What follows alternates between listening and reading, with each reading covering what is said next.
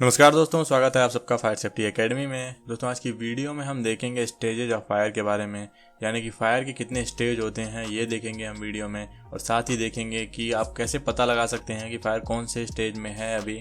और as a fire fighter अगर आपको फायर के स्टेजेस पता हैं तो आपको क्या क्या फ़ायदे हो सकते हैं, इन सब टॉपिक्स पे हम बात करेंगे। तो चलिए वीडियो को शुरू करते हैं। तो सबसे पहले शुरू करते हैं स्टेजेज ऑफ फायर से। तो जब भी हम किसी फ्लेम या फायर को डील कर रहे होते हैं तो हमें सबसे ज़्यादा ज़रूरी होता है उसके स्टेज को जानना, किस स्टेज में है वो। ये अगर हम पता कर लेते हैं तो as a fire fighter fire fighting करने के दौरान हम पता कर सकते हैं कि क्या टैक्टिक्स यूज किया जाए ताकि फायर को आसानी से एक्सटिंग्विश किया जा सके या कंटेन किया जा सके। फायर की जितनी भी स्टेजेज हैं वो सब बहुत ज़्यादा डेंजरस होती हैं, तो इसलिए आपको ये पता होना चाहिए कि कितने स्टेजेज होती हैं और क्या क्या खतरे होते हैं उनमें। अब देखते हैं, अगर आपको फायर स्टेजेस के बारे में जानकारी है तो आपको फायर फाइटिंग में क्या क्या हेल्प मिल सकती है। सबसे पहली बात, अगर आपको फायर स्टेजेस के बारे में जानकारी है तो आपको ये पता हो सकता है कि फायर किस तरीके से बिहेव करने वाली है, किस तरीके से प्रोग्रेस करने वाली है। तो इससे क्या होगा, जो फायर फाइटर्स और सिविलियंस हैं उनके रिस्क को मिनिमाइज किया जा सकता है और मोस्ट इफेक्टिव एक्सटिंग्विशिंग मेथड्स का आप पता लगा सकते हैं, जिससे आग को आप आसानी से बुझा सकते हैं या कंटेन कर सकते हैं। ये कुछ फायदे होते हैं। अब देखते हैं फायर के कितने स्टेजेज होते हैं। तो according to International Fire Service Training Association आग के 4 स्टेज होते हैं। पहला जो होता है इंसिपिएंट होता है, जिसे इग्निशन भी बोलते हैं। दूसरा होता है ग्रोथ, डेवलपिंग भी बोलते हैं। तीसरा होता है फुली डेवलप्ड और चौथा होता है डीके। आगे हम इन चारों के बारे में वीडियो में डिटेल में देखेंगे कि इन्हें पहचाना कैसे जा सकता है कि आग कौन से स्टेज में है।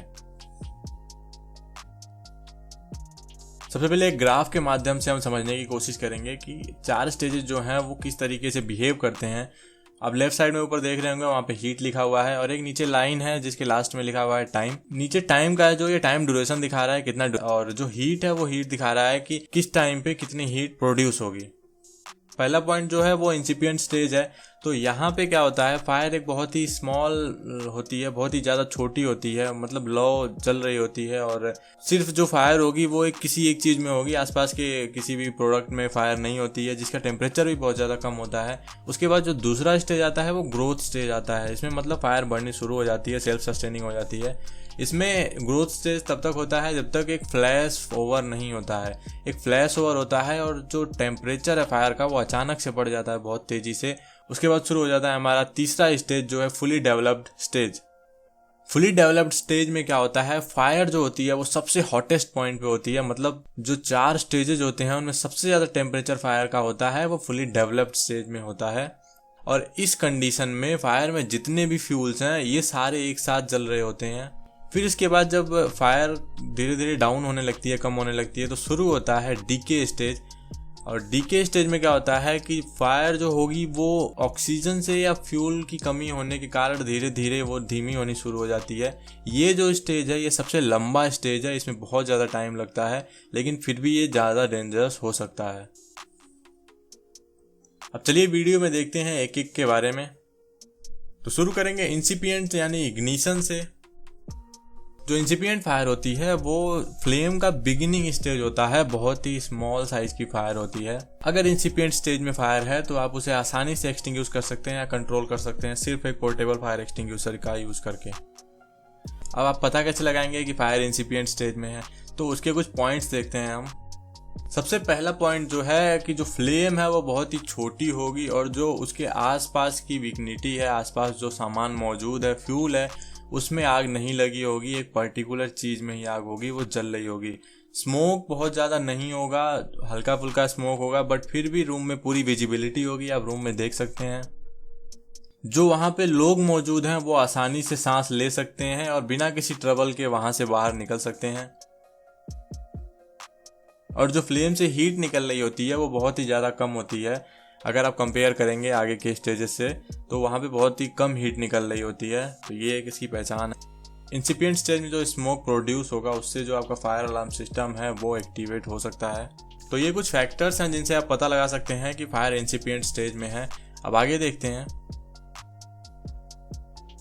दूसरा स्टेज जो है वो है ग्रोथ यानी कि डेवलपिंग स्टेज। जब हम फर्स्ट स्टेज से आगे बढ़ते हैं तो दूसरे स्टेज पे आते हैं जो है ग्रोथ। ग्रोथ स्टेज जो होती है वो फायर की सबसे छोटी स्टेज होती है, लेकिन बहुत ही ज़्यादा डेंजरस होती है। ग्रोथ स्टेज की कंडीशन में जो लोग भी वहाँ पे मौजूद हैं उन्हें तुरंत इवैक्यूएट करना चाहिए बिल्डिंग से, ये बहुत ज़्यादा ज़रूरी है। ग्रोथ की जो रेट है वो डिपेंड करता है कि बिल्डिंग का स्ट्रक्चर कैसा है और आसपास जो फ्यूल अवेलेबल है उसके ऊपर की कितनी ज़्यादा ग्रोथ होगी, कितनी तेज़ी से। ग्रोथ की स्टेज में आग से इतनी मात्रा में हीट निकलने लगेगी कि वो आसपास को जो सराउंडिंग फ्यूल्स है उसे आसानी से जलने में सहायक होगी। अब फैक्टर्स देखेंगे कि आप पता कैसे लगाएंगे कि फायर ग्रोथ स्टेज में है। ग्रोथ स्टेज में जो आपका एटमॉस्फेयर है वहाँ पे सफिशिएंट मात्रा में ऑक्सीजन और फ्यूल होगा, जिससे आग जलती रहेगी कंटिन्यूअस। जहाँ पे भी फायर है आप उसके ऊपर एक लेयर देख सकते हैं स्मोक की, या फिर और अगर फायर इंडोर है तो आपको धुआं दिखाई दे सकता है जो छत की तरफ जमा हुआ होगा करीब 2 फीट के आसपास। रूम का टेम्परेचर बढ़ना शुरू हो जाता है धीरे धीरे, और जो विंडो के ग्लासेज हैं उन पे ब्राउन धब्बे दिखाई देने शुरू हो जाते हैं, ब्राउन कलर के स्टेन दिखने शुरू हो जाते हैं। विंडो के किनारे ब्राउन होने शुरू हो जाते हैं और क्रैक होने शुरू हो सकते हैं। ग्रोथ स्टेज में क्या होता है, आप विंडो के थ्रू आर पार नहीं देख सकते हैं। तो ये कुछ पहचान था ग्रोथ स्टेज का। जो ग्रोथ स्टेज होती है ये खत्म होती है जब वहां पे फ्लैश ओवर होता है। फ्लैश ओवर वो मोमेंट होता है जिसमें फायर में बहुत ही ज़्यादा हीट निकलती है, करीब 1150 डिग्री फ़ारेनहाइट के आसपास, और जो आसपास में फ्यूल्स है जो जल नहीं रहा होता है उसमें भी आग पकड़ लेती है। तो वहाँ पे ग्रोथ स्टेज जो है वो ख़त्म हो जाती है और अगली स्टेज की शुरुआत हो जाती है, जो हम आगे वीडियो में देखेंगे। अब जो तीसरा स्टेज है वो है fully developed. Fully developed start होता है एक फ्लैश ओवर के बाद। जो ग्रोथ स्टेज था उसमें एक फ्लैश ओवर होता है, उसके बाद से तीसरा स्टेज शुरू हो जाता है, वो है फुली डेवलप्ड। जब कोई फायर सबसे ज़्यादा हॉटेस्ट पॉइंट पे हो तो उसे फुली डेवलप्ड स्टेज कंसीडर किया जाता है। जनरली जो टेम्परेचर होता है वो 700 से 1200 डिग्री सेल्सियस के बीच में हो सकता है, और जितने भी फ्यूल सोर्सेज अवेलेबल हैं उन सब में आग लगी रहती है और वहाँ का टेम्परेचर बहुत ज़्यादा होता है। जैसा मैंने पहले भी बताया कि फुली डेवलप्ड में जो टेम्परेचर होता है फायर का वो सबसे ज़्यादा होता है, और सबसे ज़्यादा टेम्परेचर होने के कारण ये बहुत ही ज़्यादा खतरनाक है अगर उसके आसपास कोई फंस गया है या ट्रैप हो गया है। तो फुली डेवलप्ड के अगर हम फैक्टर्स की बात करें कि कैसे पहचाना जा सकता है, तो फैक्टर्स को देखते हैं जिससे हम पहचान सकते हैं फुली डेवलप्ड स्टेज को। तो सबसे पहला जो है धुआं बहुत ही काला होगा, दूसरा जो है वो घना धुआं होगा एकदम, और तीसरा जो है वो सब्सटेंशियल हीट होगा, यानी कि जो दरवाजे और खिड़कियां होंगी वो गर्म हो जाएंगी पूरी तरीके से। आप बाहर से उन्हें सेंस कर सकते हैं, या फिर आप उन्हें फायर स्ट्रीम या थर्मल इमेजर की मदद से पता लगा सकते हैं वहाँ का टेम्परेचर। जो विंडो की ग्लेजिंग है, यानी कि जो विंडो की खिड़कियां हैं वो काली पड़ जाएंगी।